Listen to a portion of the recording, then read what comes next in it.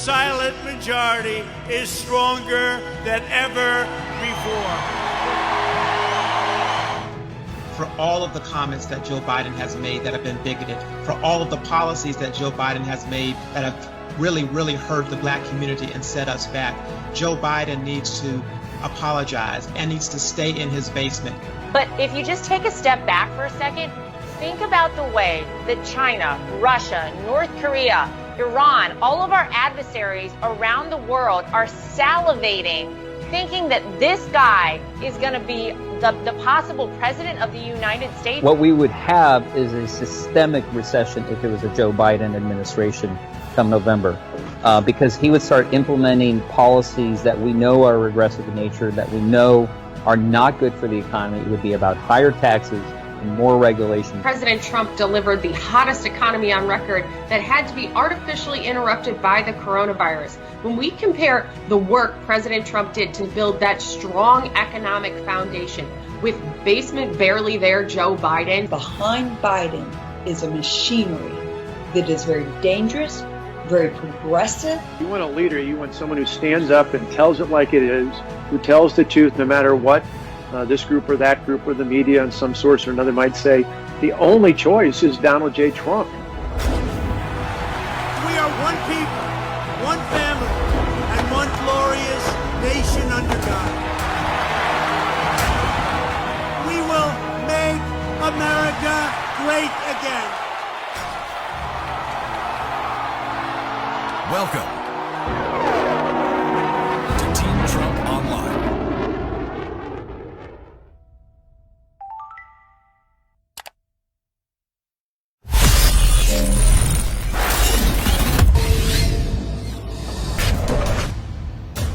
Obama comes up. There's no magic wand for that, Donald. You can't just make it happen. Well, abracadabra, buddy! They were obviously triggered. Biden is clearly on a teleprompter. This is why I wrote the book Triggered, folks! Well, guys, 2020 is the swamp's last stand, and today's Triggered video podcast guest, Richard Grenell, is the epitome of taking on the swamp. I got to know Rick back in 2016, really through following his Twitter game, which was, let's just say, almost makes mine look a little bit mild. It was awesome to say the least. So, Rick, the only thing that's good about you being out of government, because you really took on the swamp, you took on the establishment, you took on the nonsense as our ambassador to Germany, and then, honestly, you're the guy that opened the door to expose all of the nonsense going on with General Flynn and the FBI and the cover-up within our highest levels of government as our DNI. So, I want to welcome Rick Grenell to the show. Just an awesome American, awesome guy. And Rick, now that you're in the private sector again, I look forward to seeing the fire come out of your Twitter feed again. Well, it sounds like, to me, the perfect opportunity for you to say what my Twitter handle is, if that's really going to be the pick. Go for it. Go for it. At Richard Grenell. I mean, we should put it up on the screen in really big ways to at Richard Grenell. We really should. And I don't say this lightly. As someone who's, let's just say, not known for being subtle on social media. When my father calls me and says, hey, you're getting a little aggressive. And I think that you're getting a little hot on Twitter sometimes. you know it's pretty hot, okay? So if I'm saying that about Rick, it's awesome. So give him a follow at Richard Grenell. I promise you won't regret it. The last few years it's been a little slower because you can only be so aggressive as the ambassador to Germany. But let's start there. Obviously, the DNI stuff is fascinating, but as ambassador to Germany, you got to see sort of, the underbelly of the deep state. You got to see some of the subversion. I mean, you were a big part of sort of Donald Trump holding NATO accountable, as well as, combating sort of, Europe's dealings with Iran and boosting, what we all know is a common enemy, but sort of putting aside the fact that these guys are the world's largest state sponsor of terror because, maybe we can sell them a couple cars. Why don't you talk about your experience there, what you saw, and how Donald Trump and this administration have been able to change things? It's a perfect question and segue, and I appreciate it because, I spent 8 years at the UN. And if you've ever spent 1 second at the UN and you walk into the General Assembly Hall and you see, the 193 placards of countries across the world, as an American, your first instinct is to say, where are the Europeans? Where are our friends? Where are people who believe in the rule of law and human rights and capitalism? And we don't have to make excuses about that. I saw 8 years at the UN inside the Security Council that when the Americans try to negotiate with what we call the E3, the French, the British, and the Germans, that the weakest link in that transatlantic pro-West conversation, it was the Germans. They literally wanted to have an economic focus that was Germany first and a foreign policy that was like Switzerland. They wanted to be everybody's friend. And so what I realized is that there isn't the same threat assessment that we as Americans have about Iran or China or Russia. That's not the same threat assessment that the Germans have. And that's sad to me because Americans have given so much for Germany and multiple times we've been there. So I wanted to go to Germany because I wanted to be a very pro-American voice, to say we love Germany and we cannot allow Germany to drift into this space where it's jello and where it's not firmly pro-West. And you see that with Nord Stream 2, where they take too much Russian gas. At the same time, they were unwilling to pay their 2% NATO share. And by the way, here's one thing. Out of all of the NATO countries, there's only one that hasn't given this plan to NATO, which is called a credible plan of how do we get to 2%, a credible plan of spending the money that you said that you will spend. And so I think there's just a sense in Germany that why do we have to really buy military equipment when Russia's our friend and Iran is our friend? That type of mentality is what I wanted to really push against. Mainly because we love Germany and we want the Germans to be like the German business community, which is solidly with the West. 100%. I mean, that was always to me, to those who may not fully understand what we're talking about. I mean, the Germans definitely, making sure that America puts in their share of what everyone's agreed to. We're not asking them to do anything more. We're just asking them to agree to what everyone signed on to. If NATO countries made their full and complete contributions, then NATO would be even stronger than it is today. So they're going crazy that America threatens to cut back since they are not putting in their full share because they want protections from the Russians, who they are signing billion-dollar oil deals with to take Russian oil. They could take American oil and gas. They could do all of those things, but they don't. So they want to enrich the Russians, who they are then begging us to protect them from. It's absolutely mind-boggling, and I'm glad to see that there's a distinction, Rit, between sort of the German business community and the German government. There is absolutely this big distinction because the German business community is absolutely invested in America. I mean, you look at the great German airline Lufthansa, they've got 15,000 American employees. Siemens, the great, huge German company, has 45,000 American employees. These German companies know that capitalism and pro-West policies are their future. Let me just add one thing about the troops that is very important. There are a whole bunch of even Republicans that are beginning to say, oh, we got to leave all these troops in Germany. President Trump has decided that 25,000 troops should be the limit. I think 25,000 troops in Germany is a lot. I think that that's enough.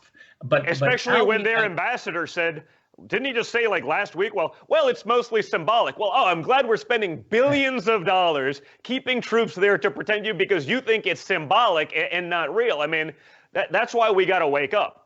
Yeah, we got too many Republicans who want to keep sending men and women overseas and paying for them. Again, they're arguing, Washington, D.C. politicians are arguing from both sides of the aisle that 25,000 troops in Germany is too little. It's not enough. And I think that's crazy. I think we've got to start spending money in a smart way on America. 25,000 troops in Germany is a lot of troops. I think that's enough.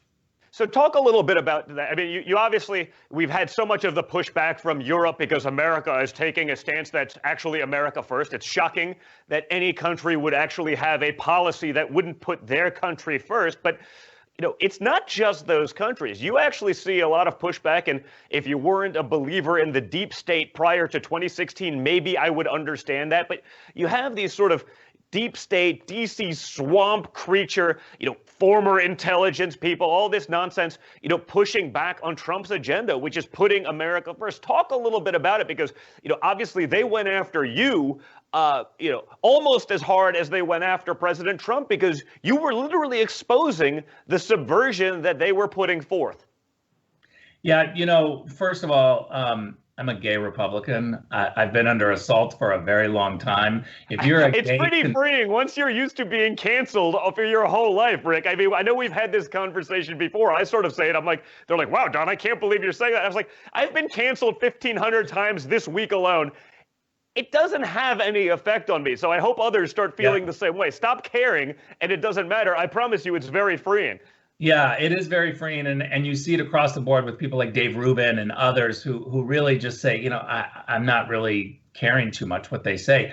I think as gay conservatives, we've really honed our skills to always be in a fight, always be in a dialogue to say, what do you believe? You don't ever get a pass from your own party or from cocktail parties. And so it's important that you know who you are and what you believe. And so that's been kind of my whole life of being that libertarian, let me decide my life, government should be small type of viewpoints. But I think that what we have in Washington right now is no longer a fight between Republicans and Democrats. It's a fight between Washington and the rest of America. What's happening when you see Washington, D.C. now wanting to be a state? There is a culture there of politicians, of media people, of lobbyists. You know, it's no wonder that everybody in Washington, D.C. who has a paycheck, who's been sitting at home having that paycheck, is suddenly the ones that are telling everybody else who are, you know, dependent upon working to get a paycheck that you should just stay home, and that they're just so comfortable with this idea because they are getting a paycheck. And so this is the Washington, D.C. culture of people who are cheering for Washington, D.C. to grow. They want bigger budgets. They're reporting on Washington, D.C. because their kids go to school there and they protect it. They fiercely protect it. That's not the spirit of what our founding fathers had. They thought that people would go to Washington, D.C., make the best laws that they think is possible, and then leave the place and go back and live under those laws. And that's not what we have right now. Why do you think that when we have an economic slump, Washington, D.C. continues to grow?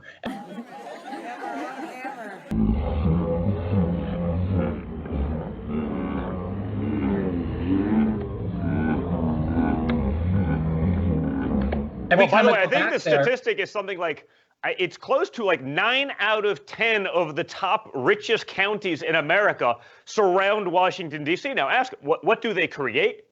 What do they build? Nothing. They don't. They literally do nothing other than they peddle in influence, and they've locked themselves in there. They've gotten themselves rich. They've gotten their friends rich. You know, if you're the Bidens, they've gotten the entire family rich. Why would they ever change that system? So Donald Trump coming in as the outsider was such a threat to that, which is why, frankly, you see the attacks from both sides. I mean, you know, prior to COVID, there literally wasn't a single economic metric where we weren't better off as a country. But they still wanted to fight that because, you know what, if you're chipping into their little nest egg and what they've, you know, entrenched and created for themselves for so long, even if it benefits, you know, the other 350 million Americans outside of there, that's too much. We can't support those people. We got to take care of our interests only. Yeah. And, you know, there's a thread of this, and I'm sure that the media are going to go crazy when I say this, but there's a thread of this that is what the Bernie Sanders voters have been onto, which is that Washington, D.C. is really corrupt. And while I don't accept their premise on how to solve some of this. They've recognized the problem of Washington, D.C. I'll even say that the politicians who go to Washington, D.C. and stay there for decades and never leave and then get jobs in Washington, D.C., they're part of the problem too. I mean, I've said to the president, you should really be suspect of people who want to stay in Washington, D.C. after you hire them, because that means that they're feeding in and they're looking for a future in the Washington, D.C. system. We got to have people that give up and go back home.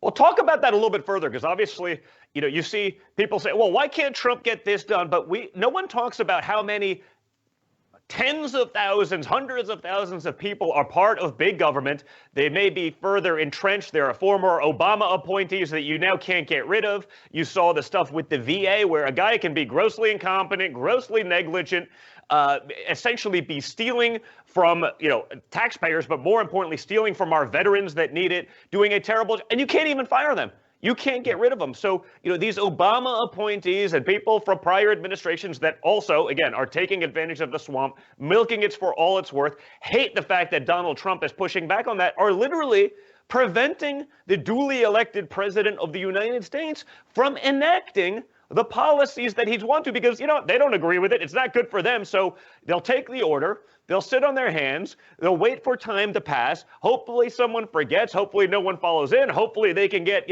crooked Joe Biden elected, because then it'll go back to business as usual. Because, he's the perfect example, right? 50 years in Washington, D.C. He's never hired anyone, never created anything. He's just the epitome of the swamp. So talk a little bit about that culture of that sort of entrenched resistance, who are, again, supposed to be working for the president or for the U.S. government, but are really pushing their own agendas or that of prior administrations that are no longer relevant or no longer should be a part of it.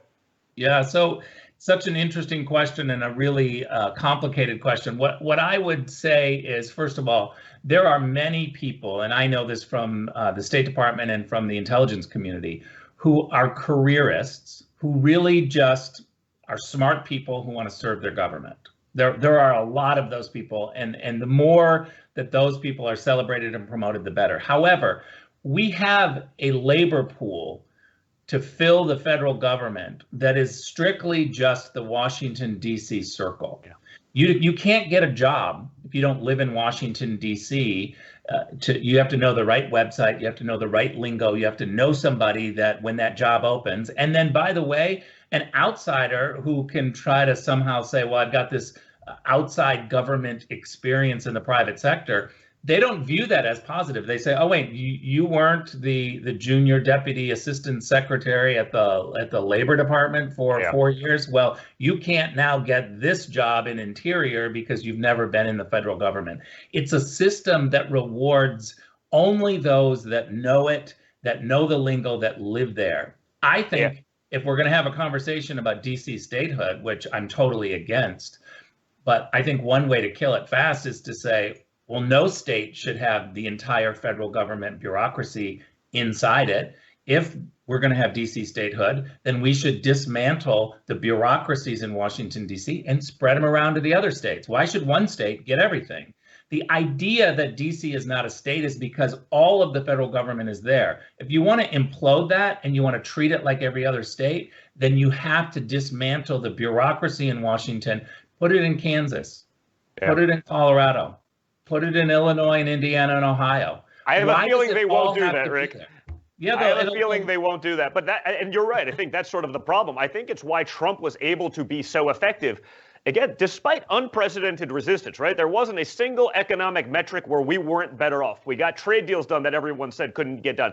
We got NAFTA renegotiated with the USMCA. Everyone said they couldn't be done. And Donald Trump did it despite 3-year Russia hoax, unprecedented resistance, saying the president is an agent of Russia. They tried putting me in jail, and he still got it done, which shows and tells me, because common sense is the only thing not so common in D.C., that maybe if you have an outsider, maybe if you have someone that has real world experience, maybe if you have someone that's actually signed the front of a paycheck, actually had responsibility, created something in the real world outside of that D.C. bubble, maybe we can get these results more often, and Trump isn't just an anomaly, but they're doing whatever they can to protect themselves from that outsider coming in. Now, guys, we got to take a break. We'll be back in a few seconds with Richard Grenell.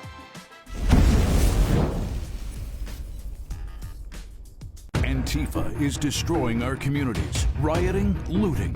Yet Joe Biden kneels down and his staff sends money for bail.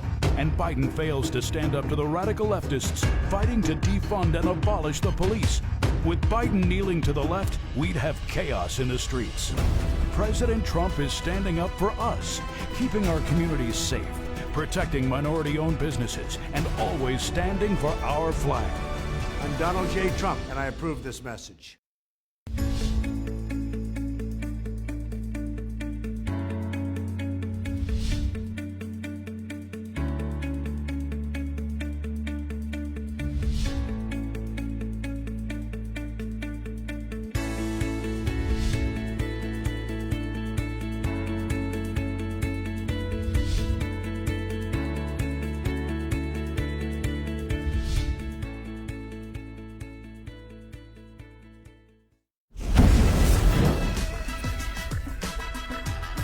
All right, guys, we are back.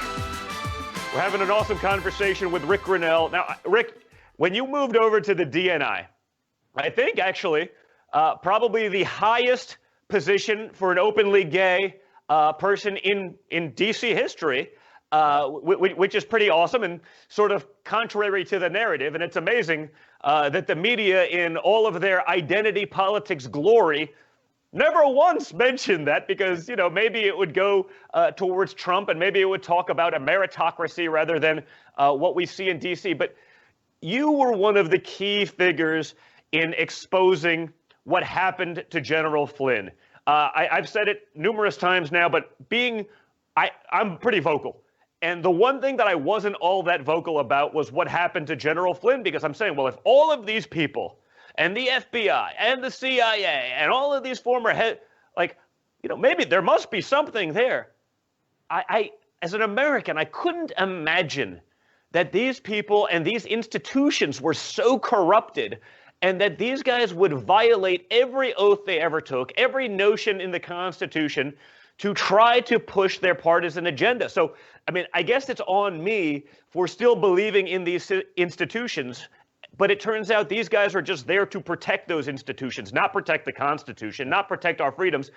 And you took a lot of heat by exposing this, but all you did was put a little sunlight disinfectant on the problem. You just said, here's the information for the American people. I want you to see it. You took a lot of heat for that, and all you were showing was transparency, which is seemingly grossly lacking. Talk about your experience with it. Talk about why it's so important, and talk about why it's so important for something like this never to happen again to anyone, whether it's President Trump and the multiple-year nonsense, whether it's, three-star General Flynn, or any American, frankly, from either party.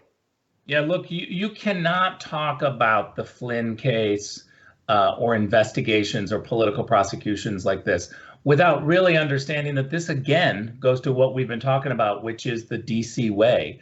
They want, in Washington, DC, to keep as much information classified and in the back room so that a few people make the decision and that the rest of America just kind of gets spoon-fed little pieces of information. That is the DC way. But for me, transparency is neither political or nefarious. It's really a process to show the American people, hey, this is who your government is, and therefore you could have a lot more faith in your government if you had more transparency. So when I started reading some of the Flynn stuff, it really made me sad, I have to be honest with you, because first of all, we saw in the footnotes that I declassified, there were 32 footnotes. I had a couple of senators come to me and say, can you declassify these 6 footnotes?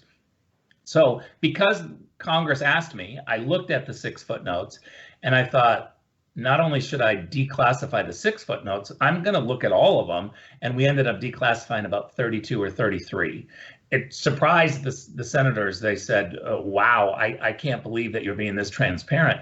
But the fact of the matter is that all of the footnotes that were classified and pushed away concerning the Flynn Steele dossier and the Flynn process, all of that was not giving away sources or methods. It was covering up mistakes. It was trying to make sure that the early red flags, those people who said that the Steele dossier is not what people are saying, all of those comments, what I say, early red flags about how this collusion narrative was woven together, all of those early red flags were classified and pushed away. And when I started seeing all these people in the very beginning saying, this is not true, or we don't have very good tradecraft here, or look how the Russians are knowing exactly what's going on and are feeding the Steele dossier. All of this made me quite sad, actually, that this cover-up was happening. So once we declassified the footnotes, then I started reading the transcripts of all of the people, including you, who went under oath in the House Intel Committee. It was remarkable because under oath, when people are sitting inside a room with lawyers all around them, they say what they know to be true. And we have Samantha Power, we have Susan Rice, a plethora of people who would say under oath, I saw nothing, I have no evidence of collusion, nothing is there. They would say that in secret, and then in public, the narrative from Adam Schiff and Susan Rice and others was, oh my gosh, you can't believe the collusion we found. And so it made me sad again that we have a system in Washington that allowed someone in private to say, I see nothing, and in public say something completely different. And I know that's the ways of Washington, where you get to say one thing and only a few people know and it's quiet. But what's really sad about it is that we've got a whole bunch of journalists who are playing that game, who are advocates, who are trying to protect Washington, D.C. because they live there, their kids go to school there, they are going to be there long after President Trump is finished and the next president is finished. This is their life. They have mortgages there. Their kids are going to grow up. Their kids are going to come back. I've seen that myself. As you said, you read, I did 30 hours of testimony. Now, I don't think I would have gotten the same benefit as those on the left and part of the deep state who literally have lied under oath to the House and to the Senate and to the American people. Raise your right hand. Do you solemnly swear to tell the truth, the whole truth, and nothing but the truth, so help you God? Please be seated. If I'd have made a grammatical error, they'd have thrown me in jail. But they hold themselves to, if they lie, not only are they not penalized, they're given positions at CNN so they can talk about it. And again, you make a great point, because what they're saying on CNN, there was obviously collusion. I know it. I've seen evidence. But under testimony, how can they get away with that in those positions? Because the problem is they're on TV. They had these former positions in government. So there is a level of credibility, sort of like how I couldn't attack Flynn, the notion of the attack on Flynn. I couldn't go all in because I got, wow, there's 30 people from the intelligence community saying X, Y, Z, but then you read their actual testimony and it's all lies, but it doesn't stop them from going on TV, having credibility because of those positions and just lying. And the American people have seen that now for months and years. That's where we have to have reporters who hold those people in power and the people who are testifying and trying to create narratives. You got to hold them to account. You have to be able to be a journalist that is unbiased and pushing for the truth. And I think what we see across the board in Washington is the swamp has taken over the newsrooms. Mm-hmm. And we have a whole bunch of reporters who are advocates and who are really putting their thumb on the scale and trying to elect certain people. And again, I go back because they live there. This is their life. If you work for the Los Angeles Times, you may not have a connection to Los Angeles at all. Yeah. That's what it is. They're no longer journalists. They've just abdicated that position to become activists. I mean, you to know that our hearts are out there marching with them. Please tweet us your comments. Poppy Harlow is up next. I think you were a part of a great example of this. You were on let's talk a little bit about John Bolton sort of being one of those guys that can get away with it. He signs a $2 million book deal, supposedly, because he'll say bad stuff about Trump. The left, who 5 minutes before that hated John Bolton, welcomes him fully. Let's go to the clip of you on CNN with Erin Burnett, because I think it's a pretty epic smackdown. And it's also sort of ironic the way she's become part of the resistance, given that I was there when she used to beg to come on The Apprentice and to get a shot in the boardroom to try to make a name for herself. So, sort of watching the turnaround is remarkably ironic given the history. But I thought you did a good job putting her in a place. Let's go to the clip and then let's let you talk about it. So which is it, Ambassador? I mean, he's saying it's highly classified or it's fake. It can't be both. Of course it can be both. What are you talking about? Life is not so simple. Wait, so you're saying there's highly classified information that the president's aware of that's made up and sitting there that Bolton put in the book? I'll answer the question if you let me. So here is the point. There can be a nugget of classified information. There can be something in there that shows sources and methods. It can be talking about things that are classified, but then completely gone in another direction, completely made up, completely misused. Life is not so simple that it's either or. You can tell a story that has a nugget of classified information that is a totally erroneous story that goes off on a tangent and gives a false impression. I mean, let me give you one example of a nugget of information that completely is made up and wrong that people believe. It's when CNN reported for a very long time that Kim Jong-un was brain dead. Now, I can't go into great details, but the fact of the matter is that was erroneous, but had a nugget of classified information in there, and we couldn't correct the record because of classified sources and methods. But that story ran for a very long time, and people believed it, and then it never really was corrected later on. So, Rick, I mean, pretty amazing. Great job. Thank you for being one of the few that pushes back and doesn't just blindly follow where these activists, used to be called journalists, try to lead you. Why don't you talk a little bit about Bolton and that sort of showdown? Well, look, I think the theme on both the Bolton book and the CNN clip is really media leaks, right? I mean, the John Bolton NSC leaked everything. They leaked transcripts about President Trump. They leaked details of who was in the Oval Office, who was having a Coke, who was having 2 scoops of ice cream. They leaked everything. And I was really troubled to see that there were these big, huge, dramatic stories that didn't leak, but were packaged for a book. And that doesn't pass the smell test. I mean, this is one of those situations where clearly all of this was packaged. It also, the book came out really fast. I mean, can't we agree that he was writing every single night in his office or at home and writing down dramatic stories and therefore making them this kind of book proposal, $2 million storytelling? I just don't think that anyone is going to believe that these stories didn't leak. And when it comes to intelligence, which clearly the NSC has told us that there are a lot of nuggets of intel in this Bolton book, I just find it really terrible that we have a system right now that's cherry picking intelligence and leaking out little pieces. Remember that intelligence is an estimate, right? We get thousands and thousands of little nuggets of things that we hear or people say. Not all of that is true. You got to weed through it. And you have to be able to know, one of the best things about the intelligence community is not just what they tell us is true, but what they tell us is false.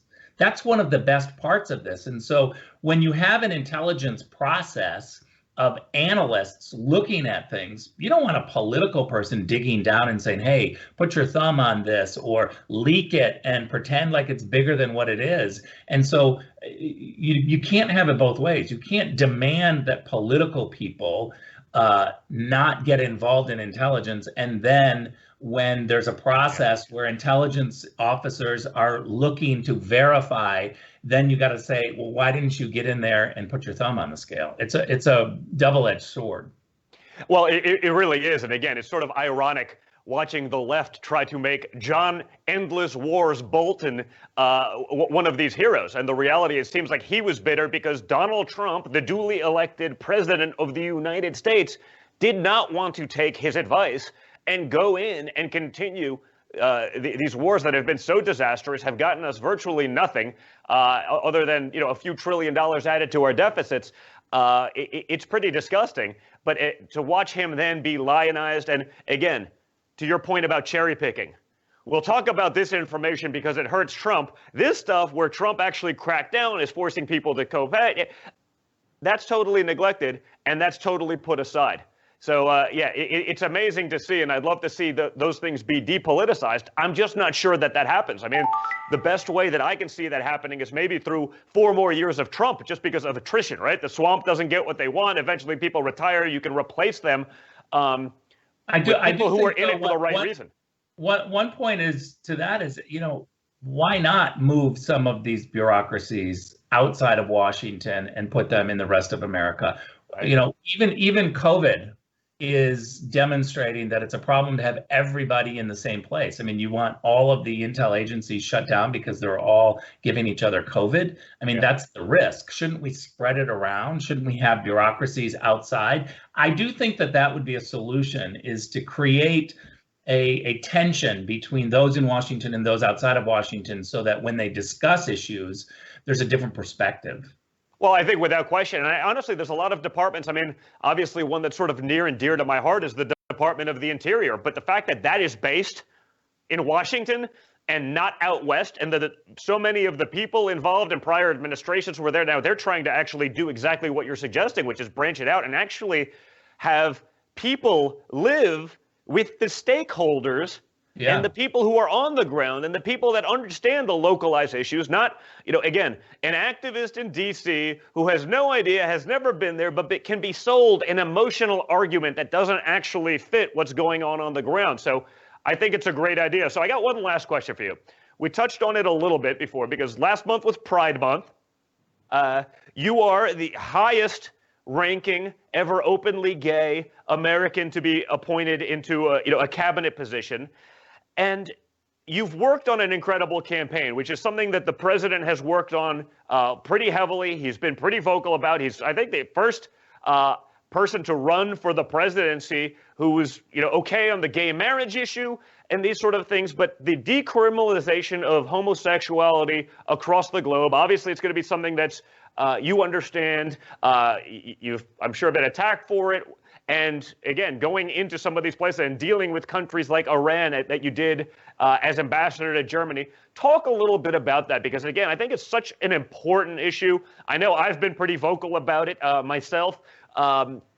You've been on the front lines of that one and the Trump administration's push to decriminalize those issues. Yeah, the Trump administration is reportedly starting a global campaign to decriminalize homosexuality. The campaign is said to be heavily aimed at Iran. Officials tell Fox News the U.S. ambassador to Germany has been working on this issue for months. Latest efforts led by Ambassador Grenell had a newer sense of urgency after reports surfaced in late January that Iran publicly hung a man accused of violating the country's anti-gay laws. Grenell, who is openly gay, called it outrageous and barbaric, and at the time told FoxNews.com, "I am committed to a more aggressive coordination with our European allies to make clear that criminalizing homosexuality is incompatible with the UN's Universal Declaration of Human Rights." Talk about your experience doing that, the gains that we've made, the roadblocks that you faced, both here and abroad. Well, first of all, let me just say I want to thank you personally because you have been a warrior on this issue.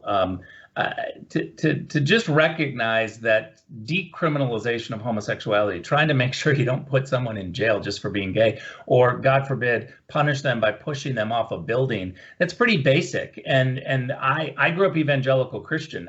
I have my nephews and nieces who are ministers who actually 100% agree with me, and they said it's a crazy idea that you would criminalize homosexuality. God doesn't want that. No matter what your religious belief, you should get behind this first step of decriminalizing homosexuality. I don't even think of it as an LGBT exclusive issue. I think of it as a basic human right. Oh, 100%. That's a. I mean, if we want to talk about equality, I mean, it seems like a pretty logical place to start, that you don't throw someone off of a building or light them on fire because of their sexual preferences. Now, again, because Trump did it, though, something that to honestly anyone in the world that I've ever come into, it seems like a no-brainer. It's so obvious. And yet they either won't talk about it. They're sort of like, well, maybe it's okay because culturally that's what those cultures believe. I mean, it's nonsense. But because Trump was the guy that said, hey, we're going to be the first to actually do this. It's sort of amazing to me that I see it, from the LGBT community even, either pretending it didn't happen, continuing to attack the administration for other things, pushing sort of a false narrative. Anti-Muslim.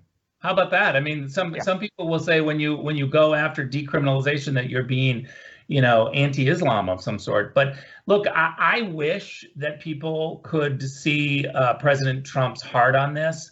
And my conversations with him about, his friends in the 80s that were incredibly talented and wiped out through AIDS in New York City. He's got some amazing perspective about these issues, and I love it when he talks about it. And he's really annoyed that we have 69 countries that criminalize homosexuality. So what we've tried to do is launch this initiative to really take a stand and to empower American diplomats to say unequivocally, this is a strong U.S. priority. There is this debate, not to get too much into the details, but some people at the State Department think that Americans shouldn't talk about these issues because if you're in Africa, or if you're in the Middle East, somehow it becomes, oh, the Americans are trying to export gay. And I just think it's crazy concept. We shouldn't play into it, and we should confront it directly and to say there are gay people everywhere. And the fact that you want to criminalize it is not going to make it go away. So we have made some good progress. I brought this up to heads of state, to diplomats, to Arab diplomats. I brought it up to a foreign minister of a Arab country. I have to say this: we get lots of private support from these individuals. Surprisingly private support. What I'm trying to do is to move that private support to public pronouncements. And to be honest, it mirrors what I've seen. I've been to every convention, Republican convention, since 1992. And I can tell you that the arc of acceptance on gay conservatives mirrors what I see is beginning to happen on the decriminalization issue, where public support is lacking, but private support begins to increase. Well, by the way, I even saw more of that, myself, because when Peter Thiel, the first openly gay guy to speak at the Republican National Convention that I'm aware of, in 2016, he said it.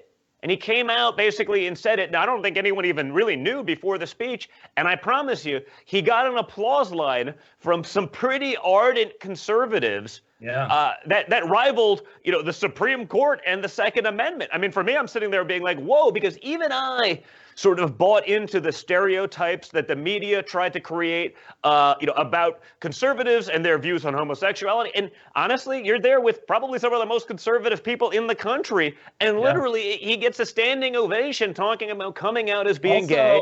Also President Trump. And the president actually, he brought this up to me recently, where he said, do you remember my speech at the convention when I came out very solidly for equality and LGBT rights and talked about Peter Thiel? And he said it was one of the largest applause lines. And this is the president saying this. He goes, I stopped and I went off script and I said, I'm so happy that you clapped. and stood up for that point. As your president, I will do everything in my power to protect our LGBTQ citizens from the violence and oppression of a hateful foreign ideology. Believe me.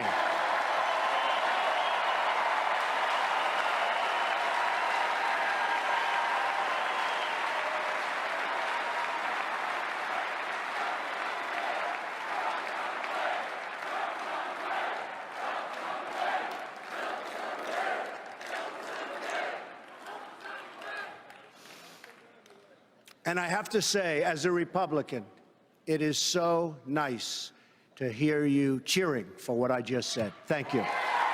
It was remarkable because he thought that he was being courageous in that room to take a firm stand for equality. And to the surprise of many, it was a great applause line, and that people actually in a Republican convention, activist Republicans, were very supportive. I will finish with this.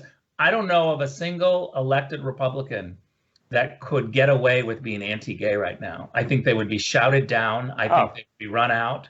And I just don't know a single one that would stand up and do that. Well, that doesn't stop them from running with the narrative, but I think it's awesome, Rick, given, you being so, out and open about it.